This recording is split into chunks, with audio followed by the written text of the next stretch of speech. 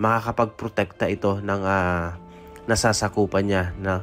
At ito naman isang cruiser, no, itong may hull number na 59. Ito yung USS Princeton.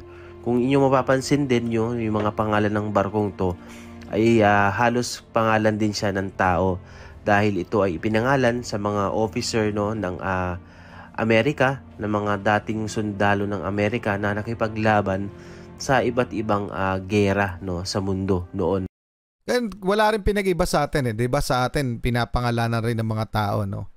Magbanwa, 'di ba? Gregorio del Pilar, yung mga yun, Jose Rizal, may BRP Jose Rizal tayo. Anyway, yung BRP, ang meaning po natin nun ay barko ng Republika ng Pilipinas. And to check itong pagdaong ng mga warship ng Navy, ng US Navy dito sa ating bansa, bunsod ito ng ginawa nilang Joint Maritime Patrol, mga utol. So mula ito sa Philippine Navy, basahin lamang natin yung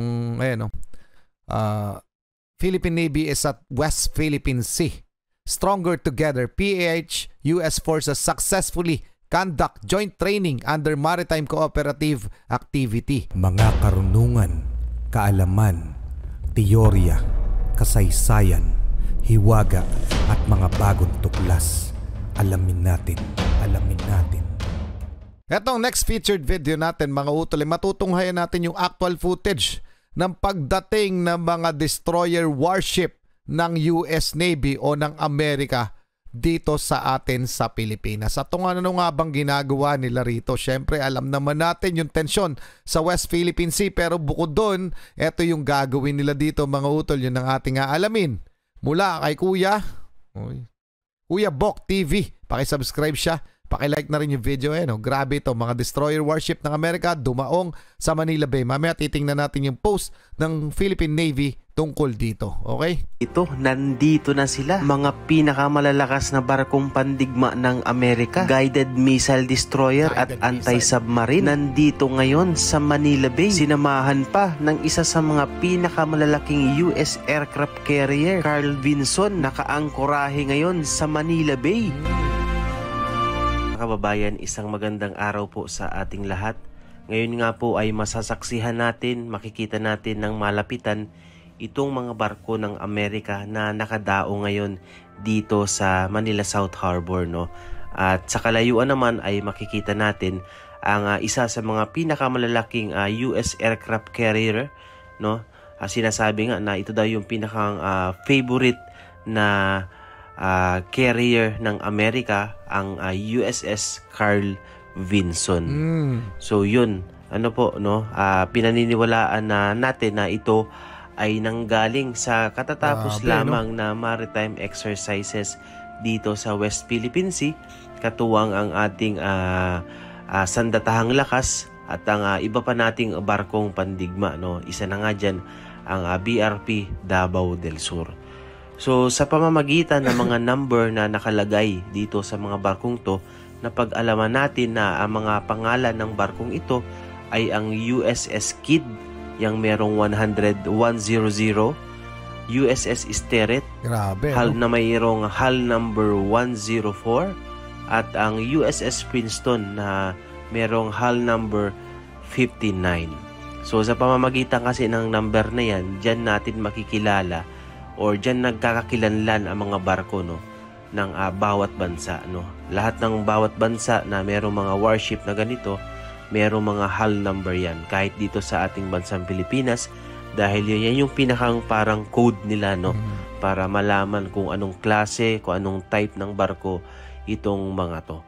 So sa pagkakaalam natin, itong dalawa na to na merong hull number 100 at 104, yung USS Kidd at USS Sterret na to, tapos meron pang helicopter sa likod. Ito yung mga guided missile destroyer, no. So maraming purpose, no, ang barkong to, at talaga namang makakapagprotekta ito ng nasasakupan niya, no. At ito naman isang cruiser, no, itong may hull number na 59. Ito yung USS Princeton. Kung inyo mapapansin din yung mga pangalan ng barkong to ay halos pangalan din siya ng tao dahil ito ay ipinangalan sa mga officer, no, ng Amerika, ng mga dating sundalo ng Amerika na nakipaglaban sa iba't ibang gera, no, sa mundo noon. And wala rin pinag-iba sa atin, 'di ba? Sa atin pinapangalanan rin ng mga tao, no. Magbanwa, 'di ba? Gregorio del Pilar, yung mga yan, Jose Rizal, may BRP Jose Rizal tayo.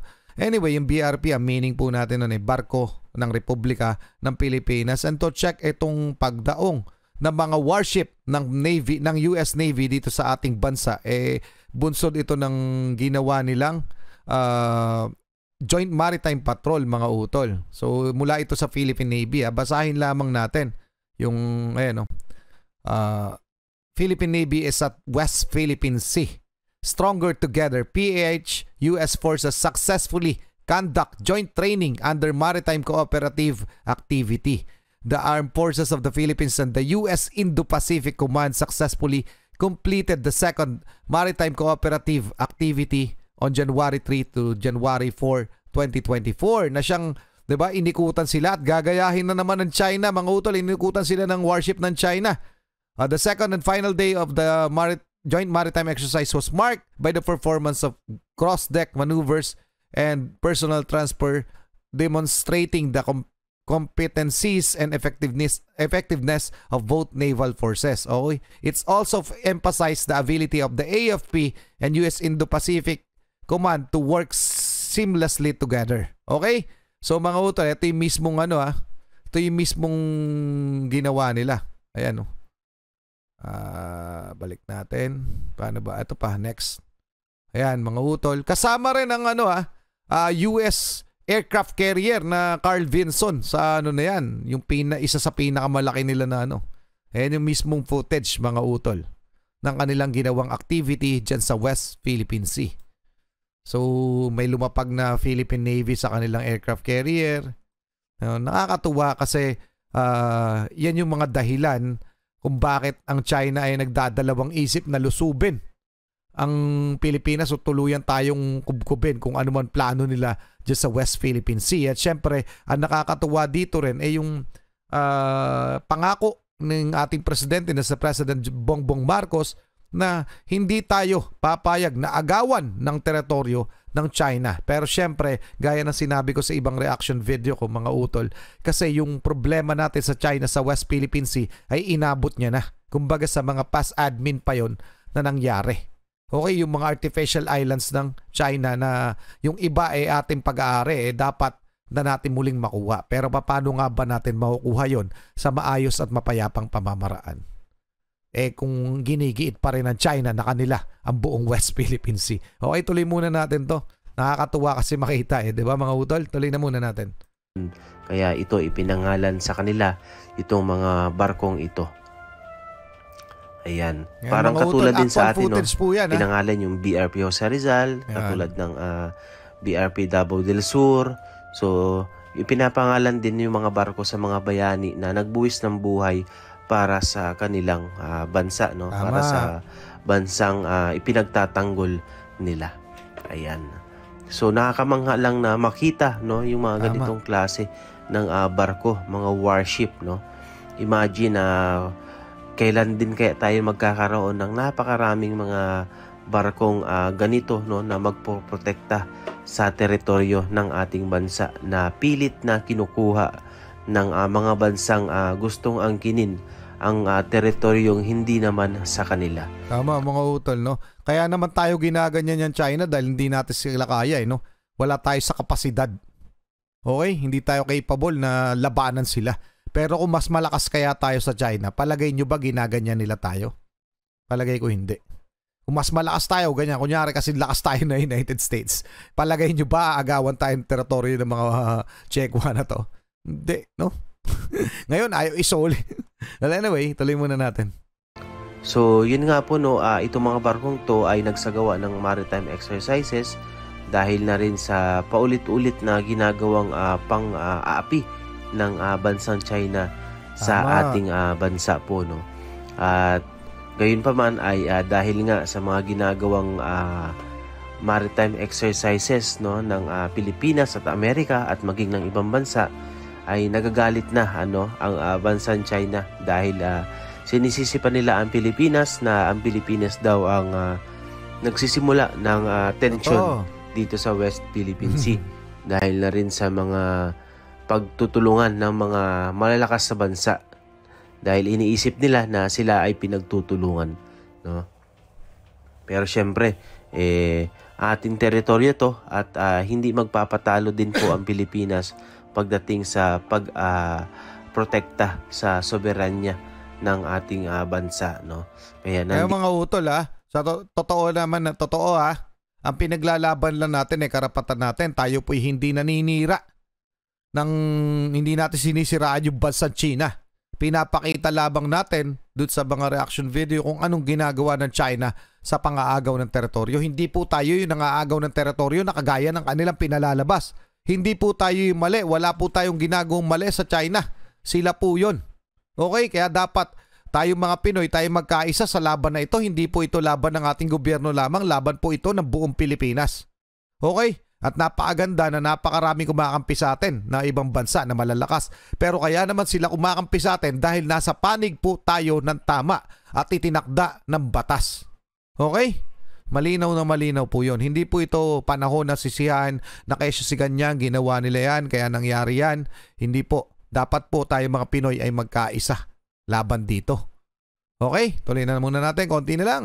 Dito ito mga barkong ito para sumuporta at maging katuwang, no, sa pagprotekta ng teritoryo ng ating bansa. Yan, mga utol. So yun, no, hopefully ay sana ay meron kayong natutunan sa videong to, no, at nalaman nyo kung ano ba yung klase ng mga barkong ito. Yan, mga utol, maraming salamat kay Kuya Box TV. Paki-subscribe na lang siya yun.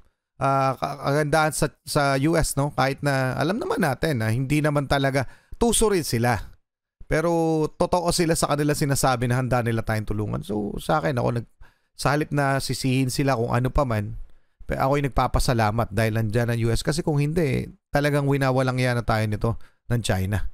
Okay mga utol, hanggang doon lang muna. So ano masasabi nyo sa ating featured video? Paki-comment na lang. Maraming salamat kay Kuya Box TV.